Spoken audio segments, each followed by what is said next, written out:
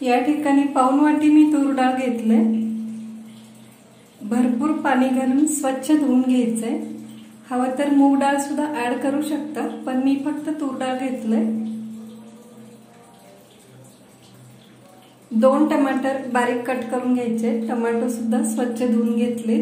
10 मिनिटं मिठाच्या पाण्यामध्ये टाकलेत। पेस्टिसाइड्सचा वापर भरपूर होत असतो, म्हणून स्वच्छ करून घ्यायचंय। तर हे बारीक कट करून घेतेय।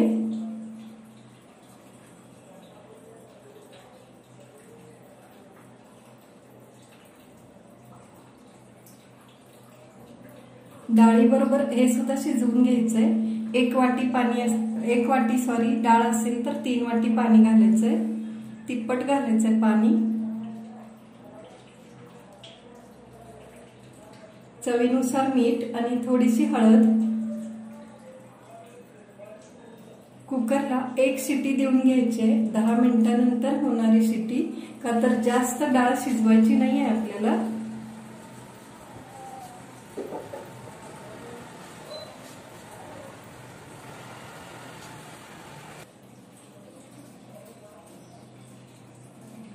डाळ छान शिजून आलीये।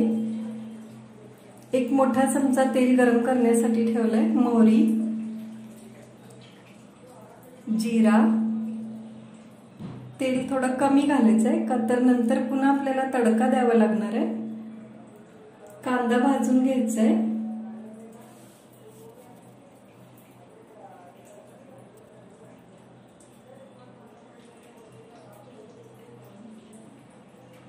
मीठ ऑलरेडी आपण घातलेलं आहे, पण अजून थोडंसं घालतेय। अर्धा चमचा गरम मसाला, अर्धा चमचा लाल तिखट आणि थोडीशी कसुरी मेथी,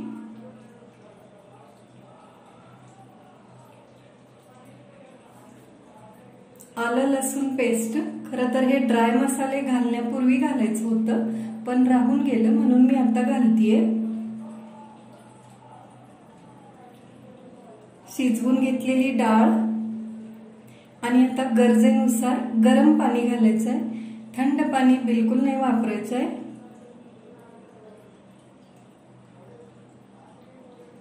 डाळीला उकळी येऊ द्यायची आहे, तोपर्यंत आपण तडका बनवून घ्यायचाय। थोडंसं गूळ घालतेय टेस्ट बॅलन्स करण्यासाठी।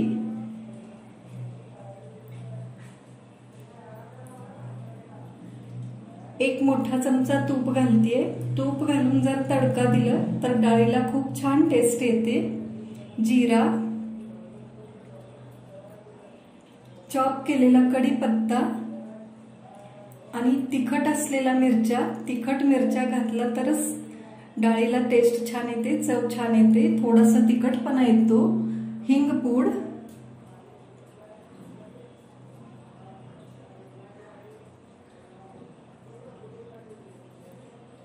डाळीला छान उकळी आली।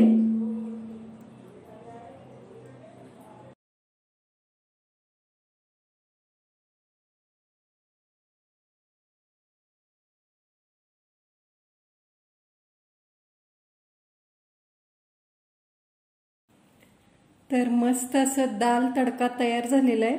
भाताबरोबर सर्व करू शकता। रेसिपी आवडली तर लाईक करा, शेअर करा, सबस्क्राईब करा।